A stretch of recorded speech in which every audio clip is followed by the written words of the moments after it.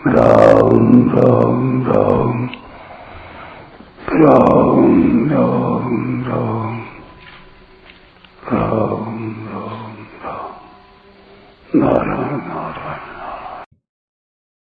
महर्षीणां भृगुरहं गिरामस्म्येकमक्षरम् यज्ञानां जपयज्ञोऽस्मि स्थावराणां हिमालय। महर्षियों में भृगु और वाणियों माने शब्दों में एक अक्षर अर्थात प्रणव मैं हूं।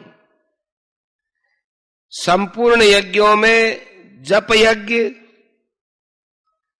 और स्थिर रहने वालों में हिमालय मैं हूं।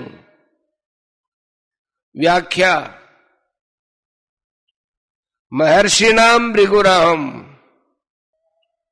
भृगु, अत्रि, मरीचि आदि महर्षियों में भृगुजी बड़े भक्त, ज्ञानी और तेजस्वी है। इन्होंने ब्रह्मा, विष्णु और महेश इन तीनों की परीक्षा करके भगवान विष्णु को श्रेष्ठ सिद्ध किया था। भगवान विष्णु भी अपने वक्षस्थल पर इनके चरण चिन्ह को भृगुलता नाम से धारण किए रहते हैं।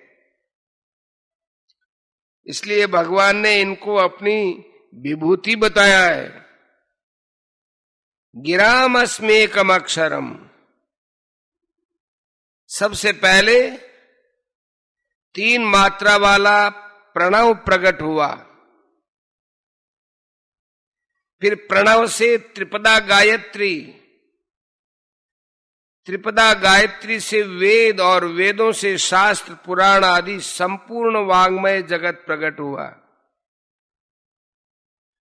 अतः इन सब का कारण होने से और इन सब में श्रेष्ठ होने से भगवान ने एक अक्षर प्रणव को अपनी विभूति बताया है। गीता में और भी जगह इसका वर्णन आता है, जैसे प्रणव सर्व वेदेषु 7 का 8वां। संपूर्ण वेदों में प्रणव मैं हूं। ओम इत्येकाक्षरम ब्रह्म व्याहरन् माम अनुस्मरन् यह प्रयाति त्यजन् देहम स याति परमांगतिम। 8 का 13।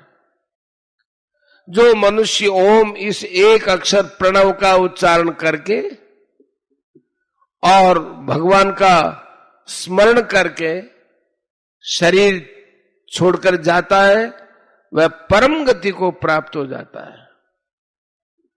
ऐसे ही तस्मादो मित्युदारित्य यज्ञ दान तपः क्रिया प्रवर्तन्ते विधानोक्ता सततम ब्रह्मवादिनाम। 17 का 24।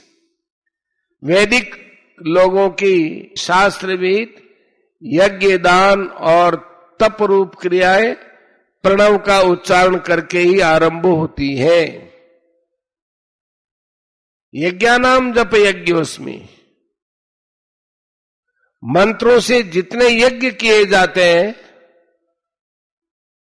उनमें अनेक वस्तु पदार्थों की, विधियों की आवश्यकता पड़ती है और उनको करने में कुछ न कुछ दोष आ ही जाता है।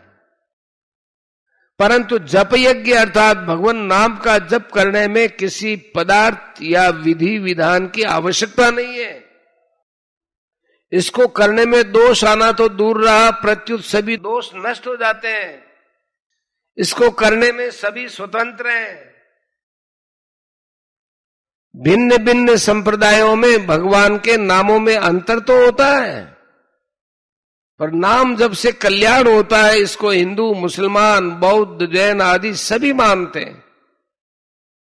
इसलिए भगवान ने जप यज्ञ को अपनी विभूति बताया है। स्थावराणाम हिमालय। स्थिर रहने वाले जितने भी पर्वत हैं उन सब में हिमालय तपस्या का स्थल होने से महान, पवित्र है और सबका अधिपति है।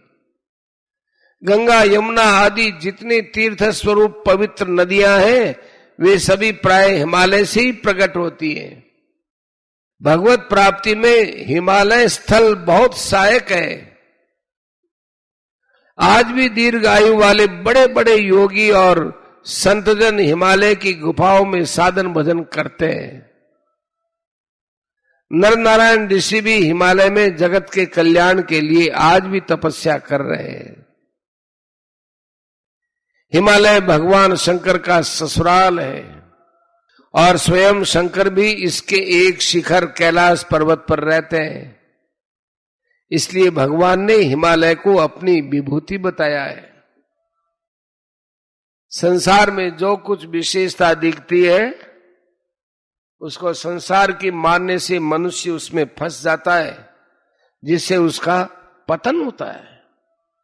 परंतु भगवान यह बहुत ही सरल साधन बताते हैं कि तुम्हारा मन जहां जहां और जिस किसी विशेषता को लेकर आकृष्ट होता है वहां उस विशेषता को तुम मेरी समझो कि यह विशेषता भगवान की है और भगवान से ही आई है।